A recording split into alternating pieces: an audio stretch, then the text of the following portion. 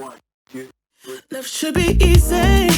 Why should it not? All right, next question is from Hawk8351299. Obviously, it's a robot. His question is, the particle Ga's tripping me up, man. Because to me, it's the most difficult particle to grasp, hold on to. And I forgot all of its functions. Wow, for a robot to forget all of its functions. So you can explain what it does, man? Should I just keep going until it programs into my brain? Whoa. Programs into his brain. He is a robot, right? Or push myself to learn it now. Okay, I'm going to give you Ga. Ga's not hard at all. It's really not. I want you to mentally throw away the image that it is hard. Because that will make it hard. Right? I said this the other day, but don't ever believe the random thoughts that your brain comes up with saying, I'm never going to get good at Japanese. You know what I say all the time? I say it all the time because I'm learning Korean. I say, yeah, when I'm fluent. Yeah, I'm working on it. I mean, I imagine by March, and I continually pump myself up. Yeah, I'm lying sometimes. Yeah. I mean, do I really know? No, I don't, but look at this guy, Justin Des. When this guy submitted his Juko Shokai, like many months ago, I was blown away. And he said, Nihongo 1年半, no, it was Nihongo 1年3ヶ月勉強してるんですけど. I was like, whoa! He's been studying for a year and 3 months and he's that good? I would dream to be that good in Korean. But I don't think that Justin Des ever in his time of studying ever said, 僕は全然ダメですよ. I'm totally bad. いや、僕は日本語ペラペラにはならない. I won't be fluent. I forget everything. No, so be positive. Say, this Ga's confusing me. That's all you want to say. You don't need to say, I keep forgetting it. Get past that. And don't think it's hard. Ga's easy. Here we go. All right, enough motivation here. All right, so let's look at, in level 1, right, just course 1, the most, and daily, the type of Ga's you're going to be using. It's these 3 right here, all from course 1. Right? And by the way, when I mean course 1, I mean all from easy level. All easy level. It's ski, kirai, hoshi.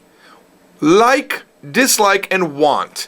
It's whatever plus Ga. The thing that you like, the thing that you dislike, and the thing that you want is marked with Ga.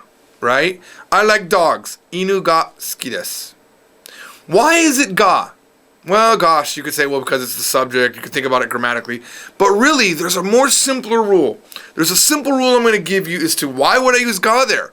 Why couldn't I use wa? You could use wa. You could say, neko wa suki. I like cats. But that's more of an emphasis. What's really happening in a normal sentence is this. You were saying, watashi wa inu ga suki desu. I like dogs. Think about that. Could you say, watashi wa neko wa suki? You really shouldn't, right? You should make it a rule to not repeat the wa. This is a general rule that can be broken, but if you follow the rule of not repeating the wa, even when the wa is silent, then you'll know when to use ga. So, neko ga suki desu is really watashi wa neko ga suki desu. And I'm sorry I keep changing out inu and neko like randomly, but basically dog or cat, right? Watashi wa neko ga suki desu. I like dogs. I like cats. I dislike cats. Neko ga kirai desu is really watashi wa neko ga kirai desu. But remember, in Japanese, you don't say watashi wa because it's assumed. We know it's overkill. Literally, Japanese people speak like this. Like cats. Yeah, like cats. Like dogs. Like dogs. Hate people. And you just know they're talking about them. But if I had started talking about Mr. Tanaka, right? Tanaka-san wa, speaking of Tanaka, I've introduced my new topic. 面白い人ですよ. He's an interesting person. 猫が好きです. He likes cats. 犬が嫌いです. He hates dogs. 馬が欲しいです. Wants a horse. It's all he now. But again, ga is used, and this is the way we teach it in the book, really. Ski, kirai, hoshi, use ga by default. Unless you're stressing, you use ga. And let me give you an example of the stressing, right? And I don't mean to go this deep into the grammar, but let's just look at it, right? So you could say, for example, Neko ga suki desu. I like cats. Demo, however, inu wa kirai desu. But I don't like dogs. I dislike dogs. That's when it makes a lot of sense to say wa for the subject of the thing that you like. Let's look at another way ga is used. Anything is an adjective. This is hot. This is cold. Is this, is that. Ga is used by default. In other words, if you're not doing some sort of weird stressing, you just use ga. And by the way, here's a secret. Let me pull the mic in for this one. What's different between ga kirai, ga suki, ga hoshii, and ga adjective? Nothing. Nothing's different.